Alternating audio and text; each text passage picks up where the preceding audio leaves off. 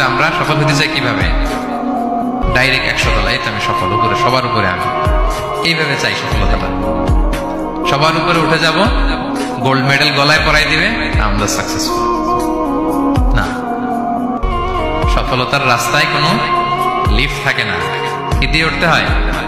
সিঁড়ি বেয়ে ঘাম ঝরিয়ে উঠতে হয়। দেখেন, শুধু আলোর মুখ দেখার জন্য মায়ের জীবনে বহুবার ঘটেছে আমি যেটা করতে চেয়েছি সেটা করতে পারিনি। আমি যাকে আঁকড়ে ধরতে চেয়েছি সে আমাকে ফেলে চলে গেছে, বা যাকে আমি স্নেহ দিতে গেছি সে আমাকে ঘৃণা করেছে। কিছু কিছু পরিবর্তন মানুষ নিজেই করে, আর কিছু কিছু পরিবর্তন মানুষের জীবনে আসে যেটা সে কখনোই চায় না, কখনোই আশা করে নাই।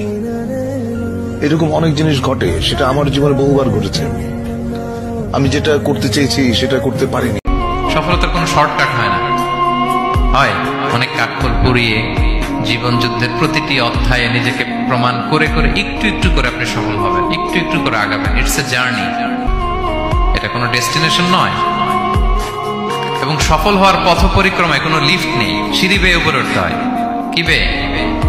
কিন্তু আমরা সফল হতে চাই কিভাবে?